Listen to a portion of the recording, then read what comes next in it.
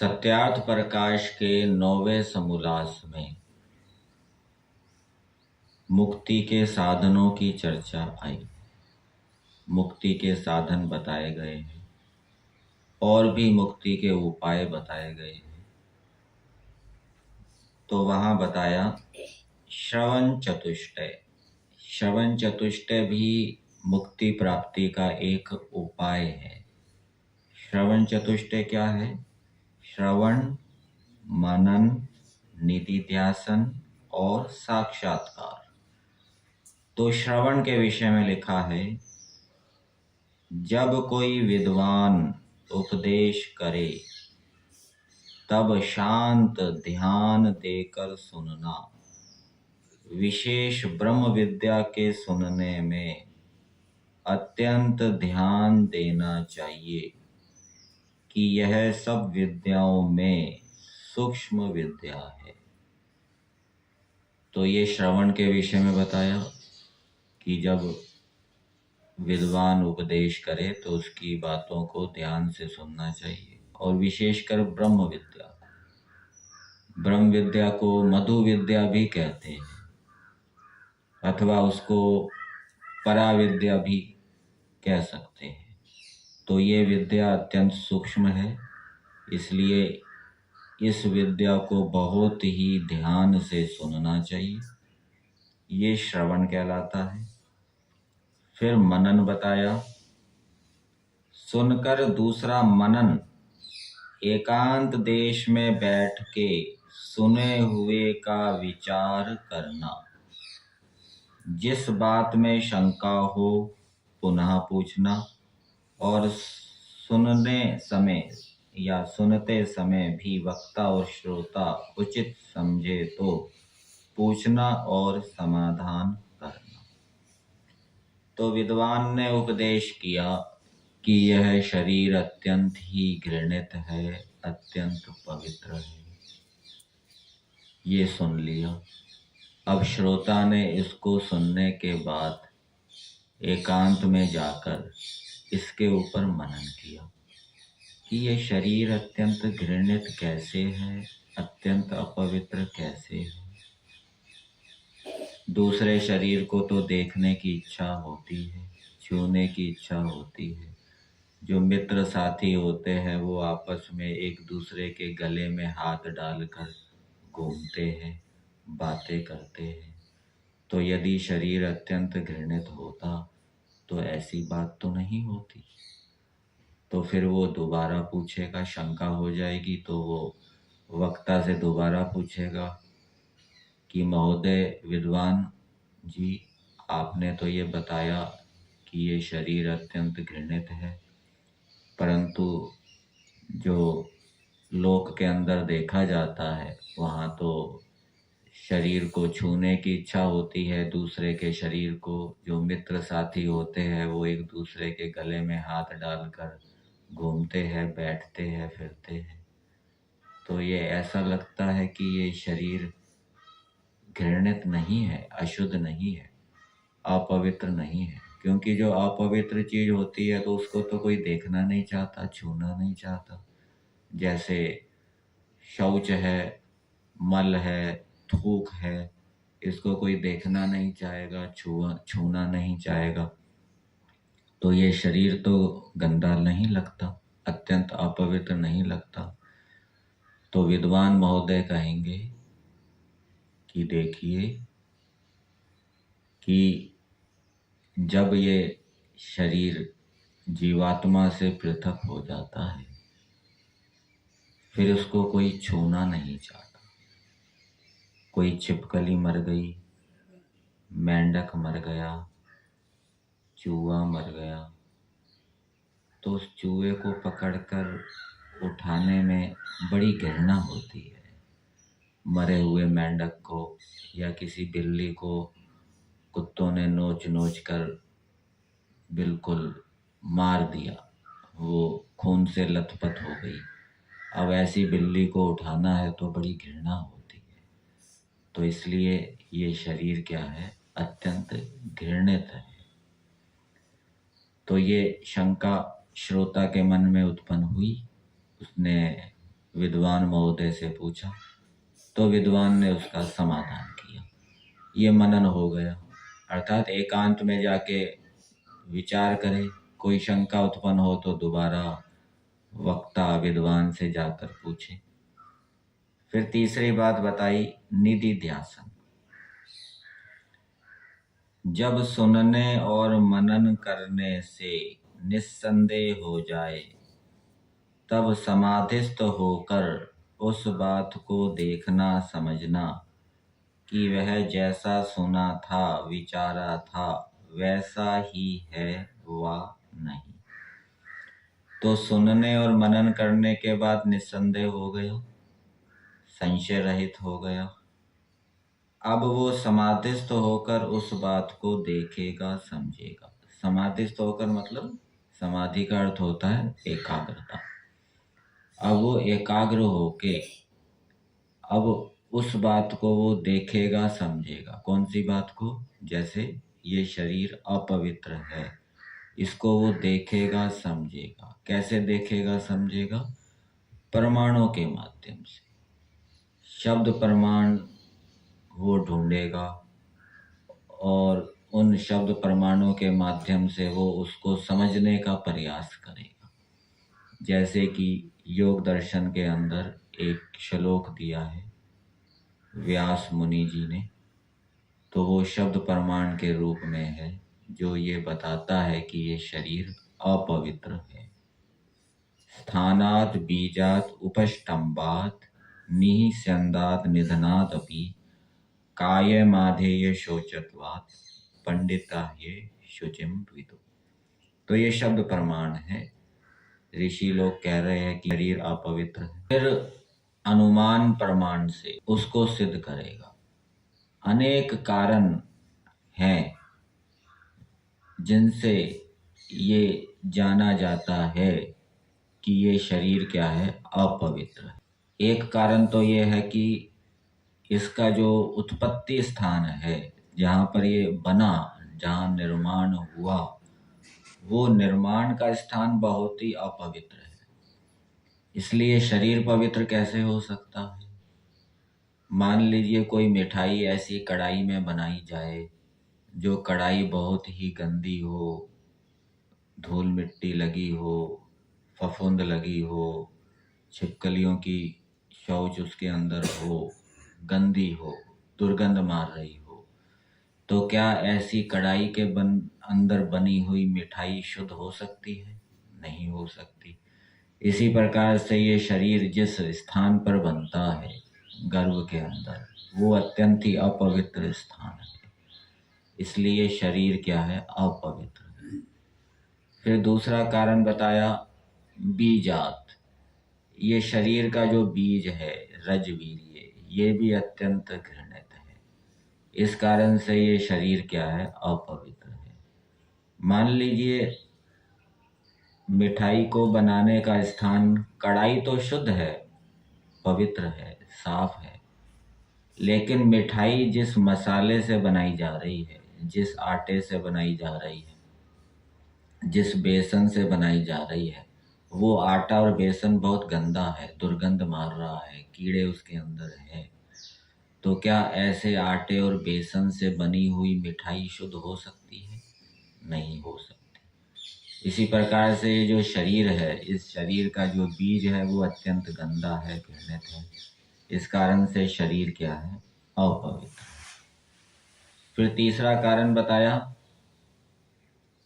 कि शरीर जिन अवयवों से बना है, वो अवयव भी अत्यंत ही घृणित हैं, गंदे हैं। रस, रक्त, मांस, मेद, मज्जा आदि ये शरीर के अवयव हैं। ये सारे बहुत ही गंदे हैं, घृणित हैं। क्योंकि खून यदि शरीर से निकल जाए तो कुछ देर के बाद वो बहुत दुर्गंध मारने लगता है, घृणित है। कोई उस खून को छूना नहीं चाहेगा। शरीर के ऊपर कहीं खून लग जाए तो वो तुरंत उसको साफ करना चाहेगा, हटाना चाहेगा। तो ये शरीर इन घृणित अवयवों से बना है। तो जिसके अवयव गंदे हैं, तो वो पदार्थ शुद्ध कैसे हो सकता है। जैसे मान लीजिए खीर के अंदर आपने चावल भी है और दूध भी है और कुछ सूखा मेवा भी डाला, लेकिन चावल शुद्ध नहीं है, सूखा मेवा शुद्ध नहीं है, खराब है, तो ऐसे में खीर शुद्ध कैसे हो सकती है। दूध भी खराब है, दूध भी अच्छा नहीं है, तो खीर शुद्ध कैसे हो सकती है। तो शरीर के अवयव अत्यंत घृणित होने से शरीर क्या है, घृणित है, अपवित्र है। फिर एक कारण और बताया कि इस शरीर में ऊपर से लेकर नीचे तक निरंतर गंदगी निकलती रहती है। ये सिर के बाल हैं, ये अत्यंत ही घृणित पदार्थ है। जब बाल कटवाते हैं तो शरीर के ऊपर गिर जाते हैं, लग जाते हैं, तो बाल कटवाने के बाद व्यक्ति तुरंत स्नान करने जाता है। सबसे पहले वो कहाँ जाएगा, स्नान करने जाएगा, उसके बाद वो कुछ काम करेगा। तो इससे क्या सिद्ध हुआ, ये बाल घृणित है, ये बाल निकल रहे हैं, शरीर के अंदर से निकल रहे हैं। नाखून है, ये भी निकल रहे हैं, बड़े बड़े हो रहे हैं। नाखून यदि कटकर भोजन के अंदर गिर जाए तो भोजन करने की इच्छा नहीं होगी। ये नाखून भी गंदा पदार्थ है, तो ये भी मल है नाखून। सिर के बाल भी मल हैं, और शरीर के अंदर ऊपर से लेकर नीचे तक रोम हैं, छिद्र हैं, जिनसे निरंतर मल निकल रहा है। और भी शौच आदि के माध्यम से, लघु शंका आदि के माध्यम से शरीर से मल निकलता रहता है। तो इस कारण से ये शरीर क्या है, अपवित्र है। फिर और क्या कारण बताया, मर जाने से, जब ये शरीर मर जाता है, आत्मा इस शरीर से पृथक हो जाता है, तो क्या होता है, घर वाले जल्दी से उस मुर्दे को, लाश को, या जिसको प्रेत भी कहते हैं, बाहर निकालने का प्रयास करते हैं, जलाने का प्रयास करते हैं। रात को मर गया तो मजबूरी है, जला नहीं पाएंगे, उसको बर्फ में रखा जाता है जिससे कि वो गले सड़े ना, दुर्गंध ना मारे। और यदि दिन में मरा है तो जल्दी से उसको घर से निकालने का प्रयास करते हैं और शमशान घाट में ले जाकर जलाने की कोशिश की जाती है। और जब उस मुर्दे को शरीर से, वो क्या, घर से निकाल देते हैं, तो फिर बाद में उस कमरे में जहाँ उस मुर्दे को रखा होता है, उस घर की भी शुद्धि की जाती है, कमरे की भी शुद्धि की जाती है, हवन किया जाता है। और जो उस मुर्दे को जलाने के लिए शमशान घाट ले जाते हैं, तो वहाँ उसको जलाने के बाद सब स्नान करते हैं। स्नान करने के बाद कपड़े भी धोते हैं। तो इससे क्या सिद्ध हुआ, ये शरीर क्या है, अपवित्र है। और क्या कारण बताया, शरीर अपवित्र है, रोज इसको पानी से धोना पड़ता है। आंखों को रोज पानी से धोना पड़ता है, कुल्ला करना पड़ता है, मुंह को साफ करना पड़ता है, स्नान करना पड़ता है। यदि शरीर शुद्ध होता तो रोज उसको साफ करने की आवश्यकता क्यों होती। तो इन कारणों से ये सिद्ध होता है कि शरीर क्या है, अपवित्र है। तो वो समाधिस्थ होकर, एकाग्र होकर प्रमाणों से सिद्ध करेगा कि शरीर क्या है, अपवित्र है। फिर कोई शंका उत्पन्न होगी तो उसका समाधान करेगा। वो कहेगा शरीर अपवित्र कैसे हो सकता है, इसके ऊपर तो बड़ी सुंदर चमड़ी लगी हुई है, आकर्षक चमड़ी है, तो उसको देखकर तो शरीर बड़ा सुंदर लगता है, शुद्ध लगता है। तो उसका उत्तर क्या दिया गया कि ये जो चमड़ी है ये तो बहुत नाम मात्र की है। शरीर के अंदर जितना मटेरियल है, पदार्थ है, चमड़ी तो उसका 2-3% ही होगी। बाकी का सारा मटेरियल अंदर क्या है, घृणित है, अपवित्र है। किसी व्यक्ति की चमड़ी को उधेड़ दो, फिर देखो अंदर कितनी घृणा होगी। उस हाथ को, जिस हाथ से चमड़ी उधेड़ दी गई है, उखाड़ दी गई है, उस हाथ को कोई छूना नहीं चाहेगा, देखना नहीं चाहेगा। चमड़ी तो थोड़ी सी है। फिर कोई ऐसा कहे कि भाई शरीर से तो सुगंध आती है, कईयों के शरीर से सुगंध आती है, तो ये शरीर अपवित्र कैसे हो सकता है? तो इसका समाधान ये है कि एक तो सबके शरीरों से सुगंध नहीं आती, किसी किसी के शरीर से आती है, प्राय सबके शरीर से दुर्गंध आती है। और जिसके शरीर से सुगंध आती है, दुर्गंध तो बहुत अधिक आती है, दुर्गंध की अपेक्षा से वो सुगंध तो बहुत कम है। जिसके शरीर से सुगंध आ रही है, ऐसा व्यक्ति यदि शौच करेगा, लघु शंका करेगा, उससे तो दुर्गंध आएगी, और वो दुर्गंध उस सुगंध से बहुत अधिक है। तो इस प्रकार से वो समाधिस्थ होकर, एकाग्र होके शरीर अपवित्र है उसको समझने का प्रयास करेगा, प्रमाणों से सिद्ध करेगा, कोई शंका होगी तो उसका समाधान करेगा। अब आगे ये निधिध्यासन है।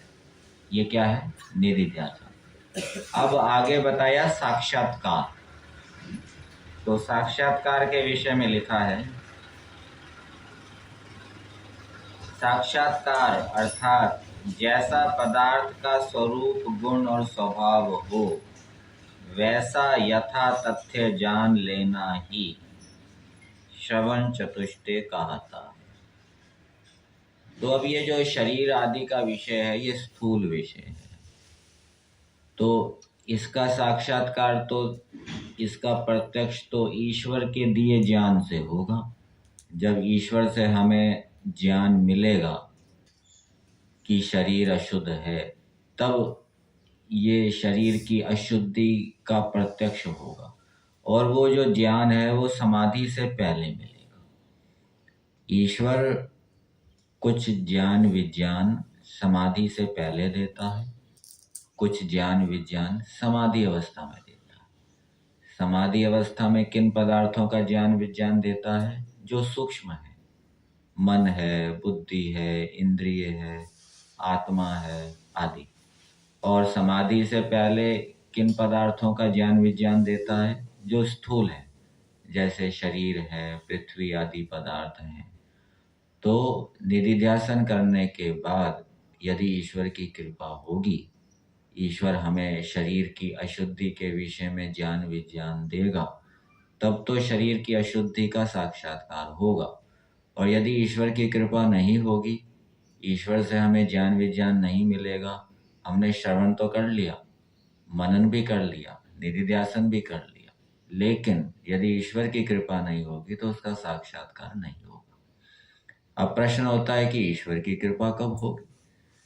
तो ईश्वर की कृपा उस पर होगी जो ईश्वर की उपासना करेगा, ईश्वर से प्रेम रखेगा, और व्यवहार के अंदर भी अहिंसा, सत्य आदि का श्रद्धा पूर्वक पालन करेगा। तो ईश्वर उसको योग्य समझेगा, और योग्य समझेगा तो वो, उसने यदि निधिध्यासन में पुरुषार्थ किया है, निधिध्यासन तक पुरुषार्थ किया है, तो उसको जिन ज्ञान विज्ञान देकर निधिध्यासन का जो विषय है उसका साक्षात्कार कराए, उसका प्रत्यक्ष